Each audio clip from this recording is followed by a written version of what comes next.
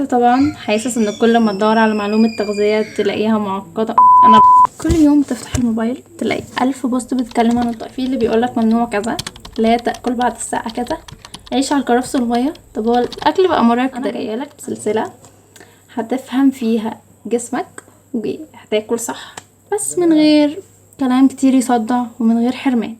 كل ده في دقيقة. كل ما تدور عن معلومة تغذية تطلع معقدة، كل شوية مصطلحات، كل شوية حد بيتكلم عكس التاني. عشان كده قررت اعمل سلسلة اسمها تغذية من غير فزلكة. دي هنتكلم فيها عن الاكل والصحة والفيتامينات والعادات الغذائية اللي بتأثر على جسمنا كل يوم، بس هتكون بشكل بسيط ومختصر ومفيد. كل يوم هيبقى فيه معلومة واحدة تطلع بيها تفهم جسمك اكتر. بس كده. علشان تعرفني اكتر، انا طالبة في كلية علوم التغذية، وحبيت ان انا اشارككم كل اللي بتعلمه عشان نعيش احسن واحدة واحدة ومن غير فزلك. استنوني في اول حلقة ان شاء الله قريب جدا.